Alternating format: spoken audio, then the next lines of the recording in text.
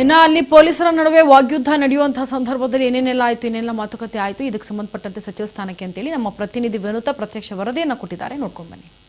ರಾಜಕಾರಣದಲ್ಲಿ ಇದೀಗ ದೊಡ್ಡ ಐಡ್ರಾಮವೇ ನಡೀತಿದೆ. ಹೌದು, ಯಶವಂತ ಗೌಡ ಪಾಟೀಲ್ ಅವರ ಬೆಂಬಲಿಗರು ಅವರಿಗೆ ಸಚಿವ ಸ್ಥಾನವನ್ನ ಕೊಡಬೇಕು ಅಂತ ಆಗ್ರಹಿಸಿ ಇವತ್ತು ಸದಾಶಿವನ್ ನಗರದ ಡಿಸಿಎಂ ಪರಮೇಶ್ವರ್, ಕೆಪಿಸಿಸಿ ಅಧ್ಯಕ್ಷ ಬಿಕೆ ಹರಿಪ್ರಸಾದ್ ಹಾಗೂ ನೂತನ ಮುಖ್ಯಮಂತ್ರಿಗಳಾಗಿರುವಂತಹ ಡಿಕೆ ಶಿವಕುಮಾರ್ ಅವರ ನಿವಾಸದ ಮುಂದೆ ಭಾರಿ ಪ್ರತಿಭಟನೆಗೆ ಮುಂದಾಗಿರುವಂತದ್ದು. ಈಗ ದೃಶ್ಯದಲ್ಲಿ ನೀವು ನೋಡ್ತಾ ಇರಬಹುದು, ನಾವು ಸದಾಶಿವನ್ ನಗರದ ಡಿಸಿಎಂ ಪರಮೇಶ್ವರ್ ಅವರ ಮನೆಯ ಮುಂದೆ ಇರುವಂತದ್ದು.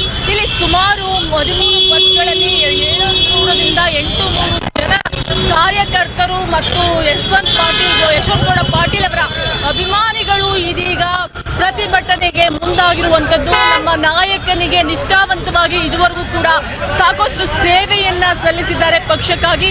ಹಾಗಾಗಿ ಅವರ ಸೇವೆಯನ್ನ ಪರಿಗಣಿಸಿ ನಮಗೆ ಒಂದು ರೀತಿಯಲ್ಲಿ ಸ್ಥಾನವನ್ನು ಅವರಿಗೆ ನೀಡಬೇಕು ಅನ್ನುವಂತಹ ಆಗ್ರಹ ಇವರದ್ದಾಗಿರುತ್ತೆ. ಇನ್ನು ಮುಂದುವರೆದಂತೆ ನಾವು ಇಲ್ಲಿ ನೀವು ಪ್ರತಿಯೊಬ್ಬ ಕಾರ್ಯಕರ್ತರು ಕೂಡ ಸರ್ಕಾರ ಆದೇಶವನ್ನು ನೀಡಬೇಕು, ಸಚಿವ ಸ್ಥಾನವನ್ನು ನೀಡುವಂತ ಒತ್ತಾಯವನ್ನು ಕೂಡ ಮಾಡ್ತಾ ಇರುವಂತದ್ದು. ಇಲ್ಲಿ ನೀವು ಸಾಕಷ್ಟು ಕಾರ್ಯಕರ್ತರು ಮತ್ತೆ ಅವರ ಅಭಿಮಾನಿಗಳಿರೋದನ್ನು ಕೂಡ ಇಲ್ಲಿ ದೃಶ್ಯದಲ್ಲಿ ನೀವು ನೋಡ್ತಾ ಇರಬಹುದು.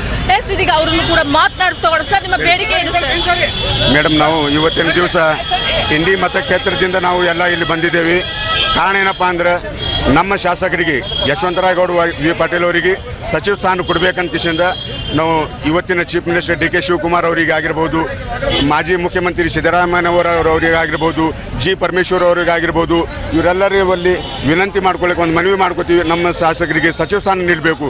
ಕಳೆದ ಮೂರು ಬಾರಿ ಅವರು ಶಾಸಕರಾಗಿದ್ದಾರೆ. ನಮ್ಮ ಮತಕ್ಷೇತ್ರದಲ್ಲಿ 15 ವರ್ಷದಿಂದ ಬಹಳಷ್ಟು ಕಾರ್ಯಗಳನ್ನು ಮಾಡಿದ್ದಾರೆ. ನಮ್ಮ ಗಡಿ ಭಾಗ ಸಚಿವ ಸ್ಥಾನದಿಂದ ವಂಚಿತ ಆಗಿದೆ. ಈಗ ಎಲ್ಲರೂ ನಾವು ಸುಮಾರು 2,000 ಜನ ಎಲ್ಲ ಮುಖಂಡರು ನಾವು ಸೇರಿಕೆಸಿಂದ ನಾವು CM ಅವರಿಗೆ ಭೇಟಿ ಮಾಡಿ ಸಚಿವ ಸ್ಥಾನ ಕೊಡಲೇಬೇಕಂತ ಕಿಶಿಂದ ಒಂದು ತೀರ್ಮಾನವನ್ನು ಮಾಡಿ ಇಲ್ಲಿ ನಾವು ಬಂದಿದ್ದೇವೆ. ಇಲ್ಲ ಸರ್, ಈಗ ಸಾಮಾನ್ಯವಾಗಿ ಅವರಿಗಿಂತಲೂ ಕೂಡ ಹಿರಿಯ ನಾಯಕ ನಮ್ಮ ಒಂದು ರಾಜ್ಯ ಸರ್ಕಾರದಲ್ಲಿ ಇರುವಂತದ್ದು. ಅದರಲ್ಲೂ ಕೂಡ ಕಾಂಗ್ರೆಸ್ ಪಕ್ಷದಲ್ಲಿ ಸಾಕಷ್ಟು ಹಿರಿಯ ನಾಯಕರಿದ್ದಾರೆ. ಅವರೆಲ್ಲರನ್ನ ಬಿಟ್ಟು ಇವರಿಗೇನೆ ಸಚಿವ ಸ್ಥಾನ ಕೊಡಬೇಕು ಅಂತ ಹೇಳೋದಕ್ಕೆ ಒಂದು ಸ್ಪೆಸಿಫಿಕ್ ರೀಸನ್ ನೀವು ಕೊಡೋದಾದ್ರೆ? ನೋಡಿ ಮೇಡಮ್ ಅವರ ಈಗ ನಮ್ದು ಸ್ವತಂತ್ರ ಆಗಿ 1947 ಸ್ವತಂತ್ರ ಆಗಿದೆ.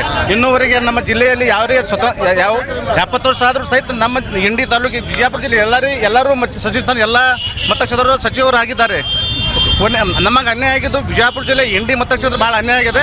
ನಮ್ಮ ಶಾಸಕರೇ ನೀವು ಸುಮಾರು ಇವ್ರ ತಂದೆ ಹಿಡಿದು ಸುಮಾರು 50-60 ವರ್ಷದಿಂದ ಇವ್ರ ತಂದೆ ಹಿಡಿದು ಕಾಂಗ್ರೆಸ್ನಲ್ಲಿ ಅವರು ಸಕ್ರಿಯ ಕಾರ್ಯಕರ್ತರಾಗಿ ಎಲ್ಲ ಹುದ್ದೆಗಳನ್ನು ಅನುಕರಿಸಿ ಇಲ್ಲಿವರೆಗೆ ಬಂದಿದ್ದಾರೆ.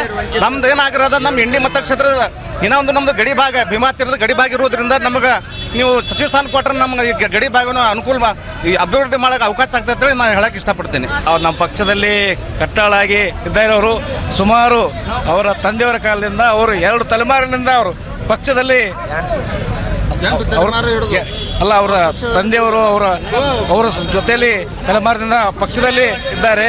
ಅದರ ಸಲುವಾಗಿ ಅವರು ನಿಷ್ಠೆಯಿಂದ ನಮ್ಮ ಕರ್ನಾಟಕದಲ್ಲಿ ಗಡಿ ಭಾಗದಲ್ಲಿ ಇರುವುದರಿಂದ ಸುಮಾರು ಸ್ವತಂತ್ರ ಸಿಕ್ಕಿ ನಡೆದು ನಮ್ಮ ಮತಕ್ಷೇತ್ರಕ್ಕೆ ಸಚಿವ ಸ್ಥಾನ ದೊರಕಿಲ್ಲ. ಅದರ ಸಲುವಾಗಿ